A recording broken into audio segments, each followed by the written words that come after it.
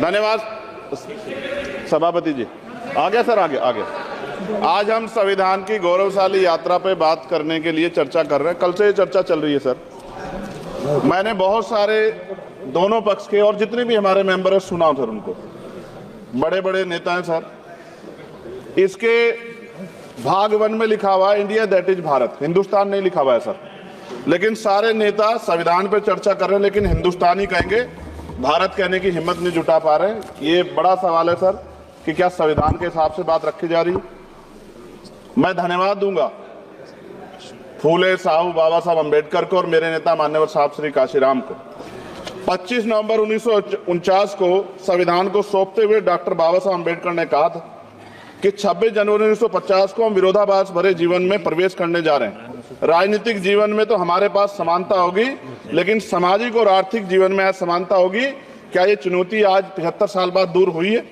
भारत ने 26 जनवरी 1950 को संविधान लागू होने के साथ खुद को एक संप्रभु लोकतांत्रिक और गणतांत्रिक राज्य होने का ऐलान किया। लेकिन सर उस समय संविधान की स्थिति ये थी कि जैसे गांव का कोई आदमी, मैं 50 की बात कर रहा हूं, वो 50 साल पहले शहर में आ जाता और बड़े लोगों की महफिल में चला जाता, उस जहां वो खाना खा रहे हो, और वो टेबल पे नैपकिन को खा के जो है ये कहता कि ये तो फीका, क्योंकि वो जानता ही नहीं था, वो समझता नहीं था संविधान को, संविधान है क्या। संविधान उसके लिए महज दस्तावेज था। ये जिम्मेदारी थी राजनीतिक दलों पे कि वो संविधान को व्यवहार में लेके आते। और इसके इतने सारे आर्टिकल हैं, अगर इनको व्यवहार में लाया जाता तो मुझे लगता कि आज देश बहुत बदल गया होता। बाबा साहब ने कहा था कि लोकतंत्र भारतीय भूमि का केवल ऊपरी पोशाक है, उनके अनुसार यहाँ की संस्कृति अनिवार्य तौर पर लोकतांत्रिक है। भारत जैसे गरीब और गैर बराबरी वाले देश में संविधान के जरिए छुआछूत खत्म करना, वंचितों के लिए सकारात्मक उपाय करना, सभी वयस्कों के लिए मतदान का अधिकार देना और सबके लिए सम्मान अधिकार तय करना, ये बहुत बड़ी उपलब्धि थी सर। ये संविधान है कि आप वहां बैठे हैं और मैं यहाँ खड़ा होकर अपनी बात रख रहा हूं, और इस देश में आदिवासी महिला के तौर पे जो है राष्ट्रपति बनी है, और प्राइम मिनिस्टर तो नहीं बना, लेकिन शेड्यूल कास्ट के बड़े नेताओं को भी जो है राष्ट्रपति बनने का मौका मिला। इस संविधान की देन, अगर वोट हम पे नहीं होता तो शायद अमीर और जो राजा महाराजा खुद को मानते हैं हमारी गलियों तक नहीं आ पाते, हमारे हाल नहीं जान पाते। आजादी का मतलब सर सिर्फ अधिकार पाना भर नहीं है, इसके लिए हमारे संविधान में सरकार और नागरिकों के अधिकारों के साथ साथ उनके कर्तव्यों का विस्तार से उल्लेख किया गया है। बाबा साहब ने संविधान सभा में दिए गए भाषण में कहा था कि स्वतंत्रता आनंद का विषय है, पर अब हमें अपनी जिम्मेदारियों पर भी ध्यान देना होगा। संविधान ने सुनिश्चित किया कि रानी के पेट से राजा जन्म नहीं लेगा, वोट से नेता तैयार होगा। आर्थिक बराबरी के लिए सरकार क्या कर रही है? गरीब और गरीब हो रहा है और अमीर हो रहा है। सुबह उठते कहीं बम की धमकी मिलती, कहीं दंगे की। ये अमृत काल है सर या धमकी काल है? कितना बढ़ रहा है आर्टिकल 15 सर। भारत में आज भी घोड़ी चढ़ने बैठने होती है सर। क्या दलितों को यहाँ भी बोलने का सर? अगर सबको 4 मिनट दे दो, ये भेदभाव नहीं चलेगा दलितों के साथ। Time is 4 minute, don't waste. भाई सर आप करो, अगर सबको 4 मिनट दिए तो आप मना करो, मैं बंद कर देता हूँ उसको। क्या दलितों को सबसे आखिरी में नंबर मिलेगा और बोलने का मौका मिलेगा? क्या मजाक कर रहे हैं सर आप? नो, ये all independent people are having only 4 minutes. You take sir. Independent में अपनी पार्टी का मेंबर हूँ सर, और जीत के आया हूँ सर, किसी के दया में नहीं आया। Take 1 minute and finish sir. कल भी बोले तो एक दलीय पार्टी के लोग, आप मौका दो सर। मूछे रखने पर हत्या होती है, महिलाओं पे, छोटे मासूम बच्चों पर रेप हिंसा होती है। एनसीआरबी का डाटा देकर डर लगेगा।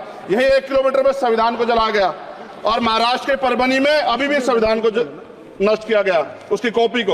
आर्टिकल 25-26 में संविधान में सभी को धार्मिक आजादी। कहाँ है दलितों की, मुसलमानों की, जैनों की, बौद्धों की, ईसाइयों की? छत्तीसगढ़ में सतनामी समाज को संविधान की अपनी धार्मिक आजादी के आधार पर जो है उनको अपमानित करके जेल में बंद कर दिया। संभल, अजमेर, अयोध्या सब इसका उदाहरण है। आज ये सरकार आलोचना डरती है। कितने लोग जेल में बंद है? मिरान हैदर, खालिद सैफी, उमर खालिद खान, सिफा खान, गुलफ्शा फातिमा और आजम खान साहब राजनीतिक विरोध में बंद है। सरकार यहाँ बैठी है, सरकार सामाजिक न्याय की बात करती है। बताए कितने दलित मुख्यमंत्री बना रखे आपने? 13 ज्यादा सरकार स्टेट में सरकार है। कितनी महिला मुख्यमंत्री है? आपकी सरकार ने सुप्रीम कोर्ट के आदेश के बाद रिजर्वेशन प्रमोशन में जारी नहीं किया, और ओबीसी को पॉलिटिकल रिजर्वेशन आप देंगे नहीं देंगे, आप बताने का काम करें। मैं 75 साल की गौरव यात्रा में हम एक सभ्य समाज नहीं बना पाए, इसलिए जाति आधार पर SC ST OBC के बच्चों को प्राइमरी स्कूल से लेकर उच्च संस्थानों में भेदभाव किया जाता है।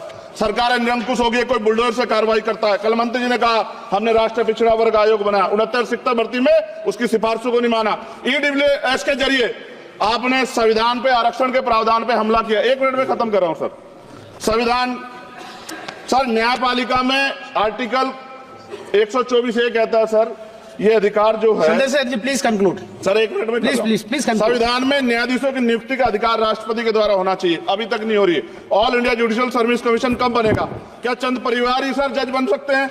और आज हम सर, मैं सरकार से सवाल पूछना चाहता हूं सर, सेवाओं में SC ST OBC वर्ग का कितना प्रतिनिधित्व है?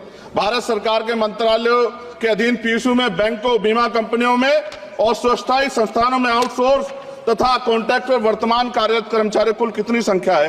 आउटसोर्स और कॉन्ट्रैक्ट में कार्यबल SC ST OBC कितना प्रतिशत है?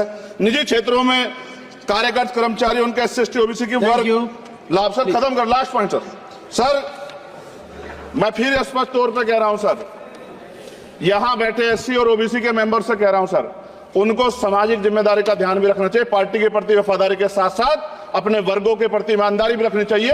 ईमानदारी नहीं होगी तो इन वर्गों का भला नहीं हो सकता, और हमें बहुत सरकारों से उम्मीद नहीं है। बहुत बहुत धन्यवाद सर।